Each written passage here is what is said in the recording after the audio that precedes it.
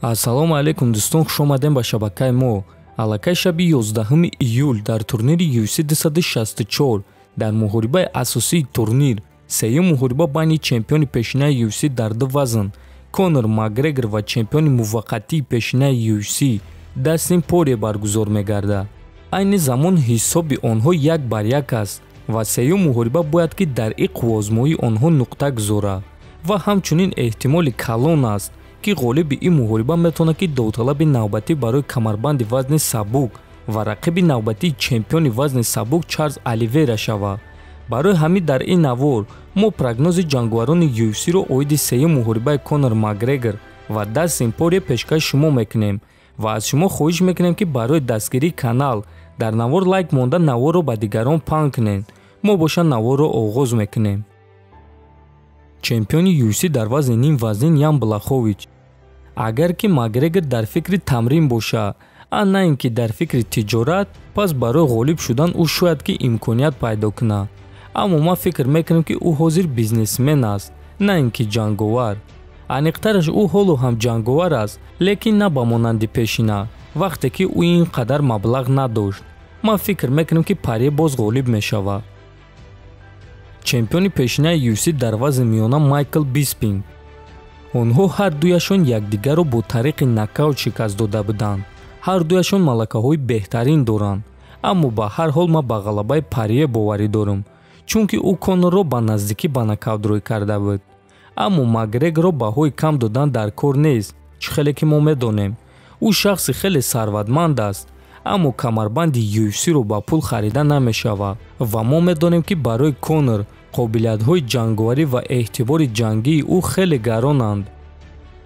Топови ҷанговари UFC дар вазни ним сабук Дэн Иге. Ман ба ғалабаи Дастин Порье боварӣ дорам. Ман оиди Конор ягон чизи бад гуфтанӣ нестам. Танҳо гап дар он аст ки ӯ сахт сарватманд шудааст ва ӯ маҷбур нест ки муҳориба гузаронад.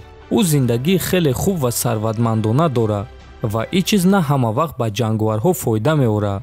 ба назари ман Порье ҳоло ҳам гурусна аст ва ман фикр мекунам ки ӯ дар ин сеюм муҳориба пирӯз мешавад. Чемпиони UFC дар вазни сабук Чарлз Оливейра. ҳозир ман чемпион ва таърихи нав эҷод карда истодаам. касе ки ғолиб нашава ман тайёрам. ин вазни хеле сахт аст ва ман гуфта метавонам ки беҳтарин вазн дар UFC вазни мо вазни сабук аст. касе ки дар ин муҳориба ғолиб мешава бо ман вомехӯрад ва онҳо ҳардуяшон ҷанговарони машҳуранд. дафъаи гузашта ман гуфта будам ки Дастин Порье ғолиб мешавад. Не ки ман фикр кардам ки ӯ ин корро баъди дуюм раунд мекунад. ӯ ҳамаро ҳайрон кард ва Конорро дар дуюм раунд ба нокаут рӯй кард.